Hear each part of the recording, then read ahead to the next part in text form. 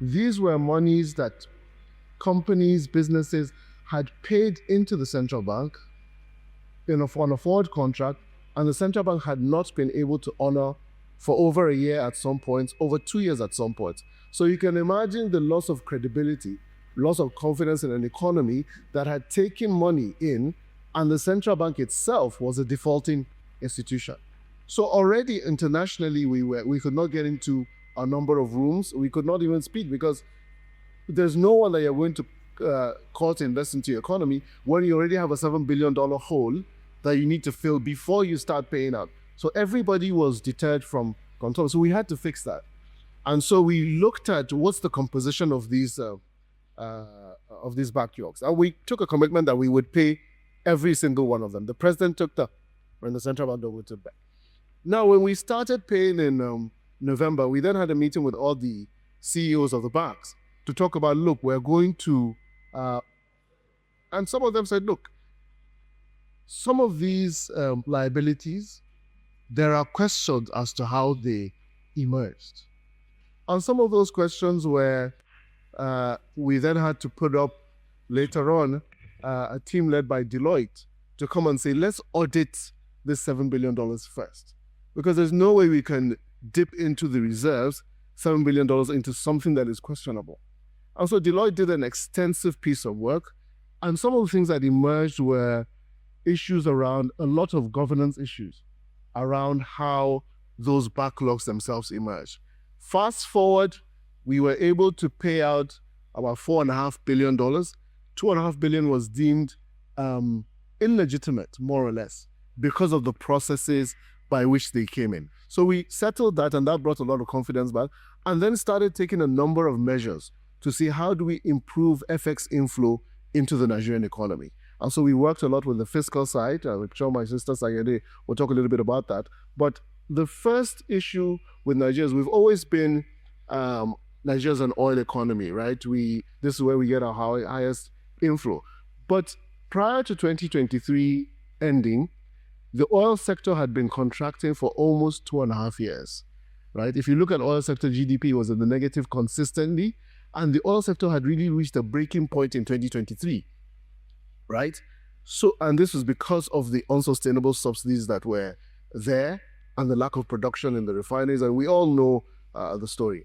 So we had to work a lot with NNPC into what's the reform plan to ensure that we get to an expansion of FX revenue. Now, if you take a look at 2012, Nigeria 2012, we made $92 billion from the oil sector. Fast forward 2023, we made less than $2. So you can imagine the delta, right? What had happened over the years. Now this on the oil sector. FDI, if you look at FDI, another source of FX inflow, had consistently been tanking for the last 10 years. And the reason is clear. You have 3 or 4 exchange rate policies. You bring in your money at X, you can't take it out at Y. Your money is trapped. Nobody's going to bring money. So that was another issue. Foreign portfolio investment had also crashed because, of course, nobody's going to bring his money into an economy where they can't take a decision to take it out tomorrow. So that had also crashed. Non-oil exports had also crashed. Cocoa, we made about $2 billion in cocoa in 2015, 14, around that. But by the time we came to 2023, that had crashed as well to less than 300 million or something like that. So everything was really, really bad. So we had to do a lot of work on how do we open every single source of this. And this is a lot of the work that was happening at the back end. Now, for these things to flow, we had to allow the currency to adjust, right, to become the shock absorber. Reserves only came in were at less than $1 billion, net reserves. The rest of it that you saw, the 32 billion, was monies that were borrowed on swaps and other sorts of contracts that were not owned by the federal government of Nigeria, were not owned by the Central Bank of Nigeria. So really what we were worth as an economy of 200 and more million people, was $800 million. There is no way an economy like that can move. And so the work over the last 2.5 years has been to correct all of these distortions. Now, I came in at the middle of the presentation. I mean, I think it's important. It's a very good presentation, by the way, but I think one thing that we also need to realize is hindsight is always 2020, right? When you're looking backwards, you can see how very neatly you need to have placed every single piece of the puzzle. But when you're in the heat of the reform, it's almost impossible to do that. You can always think, okay, year one, we're going to take off 30% of the FX subsidy. Half of the year, we're going to take off the half of the petroleum subsidy. And then you continue like that. But you remember when you have a child and he falls down and he's all bleeding and everything, and you take him to the hospital and they put the bandage on the leg, right? And you come back home, you don't return to the hospital to remove half of the bandage the first day, half of the bandage the second day, So we were really in a crisis situation. And I think that it's important that people understand really how bad things were. Because when we take ourselves, we imagine that we had a choice in a lot of these reforms. We really did not. We really did not. We were placed in front of a situation with a train coming at us, and you had a choice to either move out of the way, take the right decisions, however painful they may be, and then correct. Now, where are we today? We're at a position where inflation has been declining over the last 19 months. Food inflation is at the lowest it's been in 13 years. We're at single digit for food inflation. We are heading to single digit inflation, which hasn't happened in the last 12 years. Okay, so that is one of the biggest contributions to the poor, when you can allow them to say we can get food at prices that are not changing rapidly, that are low enough for us to be able to afford. That's a pro-poor measure already. Where are we in terms of FX? When we came in, the net reserves were at 800 million. Today, we're at $32 billion. We're an economy that is inspiring confidence everywhere we go. And frequently, when we go to DC with colleagues from the fiscal side, we make a presentation just to a room like this with investors. And there is no better investable destination. We're among the top 3 in terms of emerging market economies, right? Before, we were competing with the likes of Egypt, Kenya.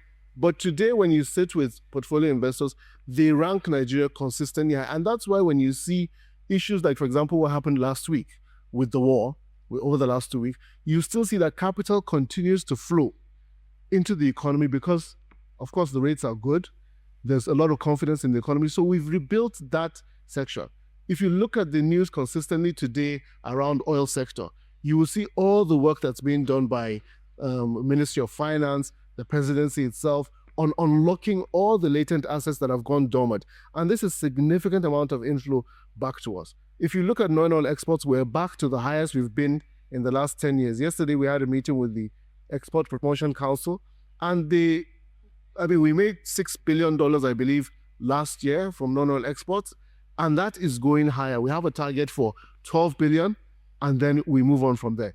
Our balance of payments are looking good. The Purchasing Managers Index for February, which is an index that tracks how businesses are putting in their money in hiring new equipment, in hiring new people, and expanding inventory, has been at its highest for the last 10 years. It has 56 index points. So where we are today is an economy that is transiting to a positive. We're not yet there by any stretch of imagination. We still have significant challenges, especially on the social front, which is places where we need to take action. But we are an economy that has turned the corner away from the imbalances that we met and on a strong footing towards progress. Why? We've talked about the impact on people. So what's next, Deputy Governor? From the monetary side, are you how are you going to get reserves up further? What's next in your view? Thank you very much. I think that we've left a crisis period, right? And crisis in every sense of the word.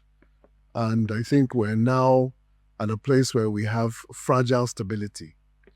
Fragile stability in the sense that we must not take it for granted that this is durable, right? It's something that we have to work on every single day to even maintain the stability that we have today and get to a new place of a new normal that's much better, right? This is from the macroeconomic side.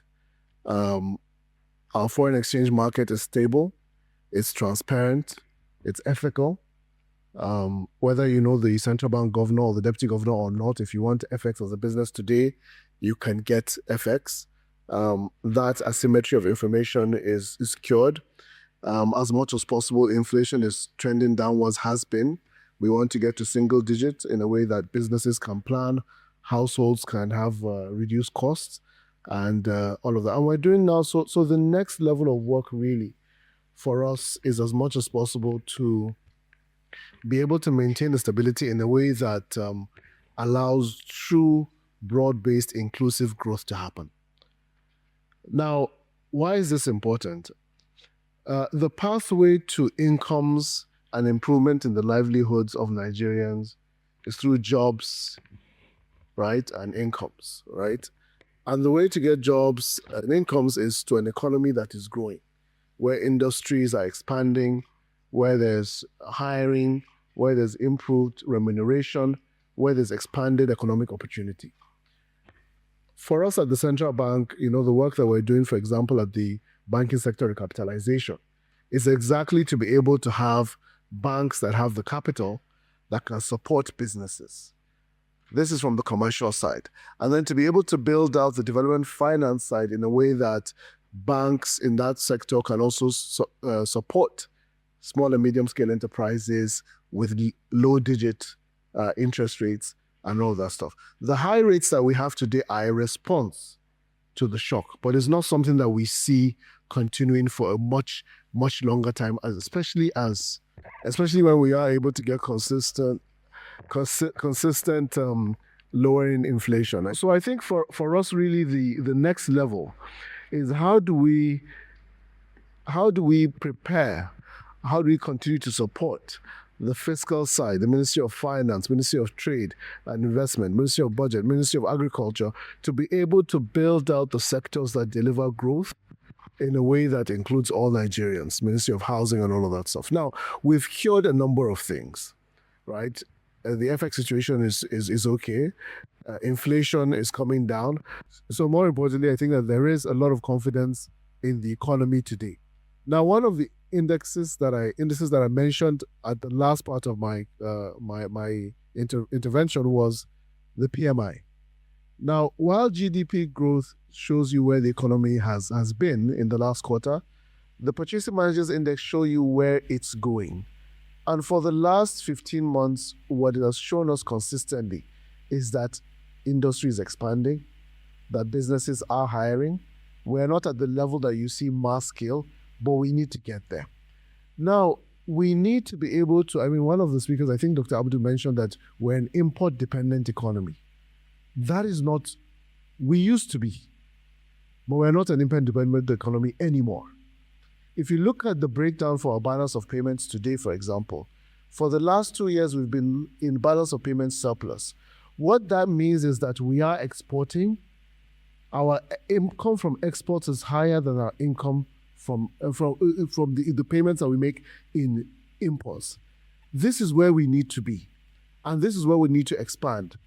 Our balance of payments surplus for 2024 was $6 billion, which means net around the world, we made $6 billion. For 2025, and the figures are just about to be released, we still are in surplus. Now, this is where we need to continue to get to, and that's why the economies in the world that have been emerging and have actually emerged rather than be remaining a potential have continued to be.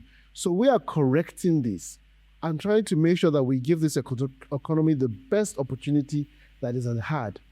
There are significantly higher incomes today, and I saw my brother Sheon from Budget. We had a program here a couple of months ago where we dissected the incomes that are now going to subnational governments.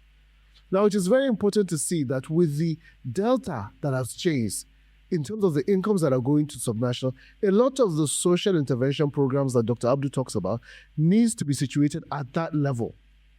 The federal government is not equipped. Even when it wants to do so, it has to do it with the state governments. So they are the best equipped to be at the forefront of that. Where we set at Central Bank, for example, in the past, the Central Bank tried to go into everything that is being talked about. Central Bank was the Ministry of Aviation. It was the Ministry of Power. It was the Ministry of Sports. It was the Ministry of Agriculture. Because collectively within the central bank, we had intervention funds that were higher than any of the ministries that were charged with these things. And it was because of the frustration of, oh, let's go and fix things. What happened? We ended up with 33 trillion naira of printed money, right? That fueled inflation. We ended up not achieving any of the goals that we set out to achieve. So we've been there before. This economy has tested and tried so many things. But what is true and what is happening today is that we are doing things and they are working. What we need to do is to sustain them, do them better, and then be able to get to that last mile of how do we improve the life of the ordinary Nigerian much faster. Thank you very much.